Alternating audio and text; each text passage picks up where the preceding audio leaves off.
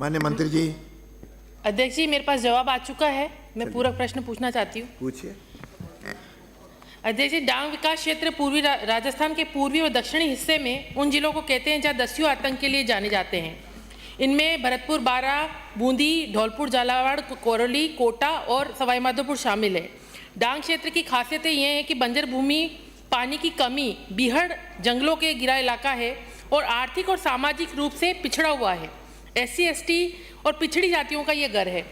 मैं राज्य सरकार से पूछना चाहती हूँ कि क्या राज्य सरकार डांग विकास योजना में बड़ौदा, बीरमपुरा, ब्रह्माद, गाजीपुर, महमदपुरा, बंदबारेठा, सिंघाड़ा, कपूरा मलुका, शेरगढ़, समोगर, पुराबाई खेड़ा, सीतपुर, हरनगर, सालाबाद, महलोनी, मिलकपुर, नारोली, नेहरोली, बडियारी, कनावर, कारवारी, लेचुरा कला, भवनपुरा, रोदावल, जोतरोली, जटमासी, नौरदा, माड़ापुरा, दौरदा, महलपुर काछी, खानसू जयपुर, खेड़ा ठाकुर, निभेरा, मड़ोली, दाइना गांव, कंजौली, रुंद रुब्बास, मिल्समा, इब्राहिमपुर, शक्करपुर, नया गांव, मेरथा और चेकोरा, ओंडेल गद्दी, इन ग्राम पंचायतों को भी क्या राज्य सरकार डांग विकास योजना में सम्मिलित करने की मंशा रखती है?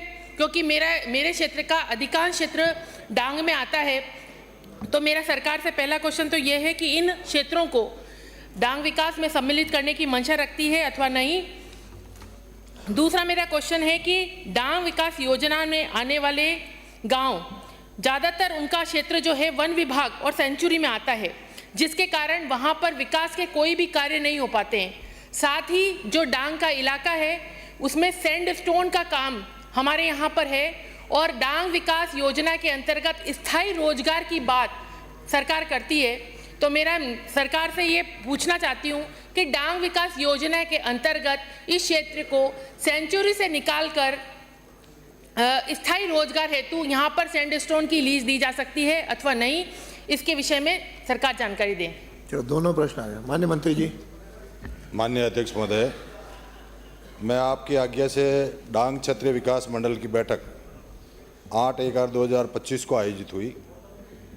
उसमें राज्य स्तरीय बैठक में निर्णय लिए गए कि जिस क्षेत्र से जो प्रस्ताव नहीं आए वहाँ जिला कलेक्टर को से प्रस्ताव मांग लिए हैं और जल्दी जिला कलेक्टर से प्रस्ताव मंगाकर उसका अनुमोदन करके उसका समाधान किया जाएगा।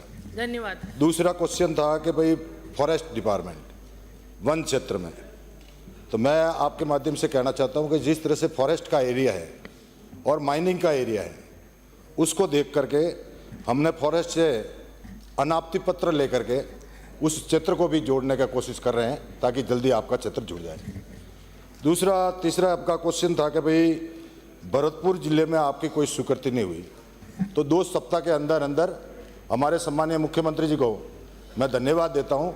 जो पहले हमें 50 करोड़ रुपए मिलते थे, अभी हमें 100 करोड़ रुपए दिए गए, उसके लिए मैं बधाई देता हूं और इस योजना को आगे बढ़ाने के लिए हम प्रयत्न करेंगे।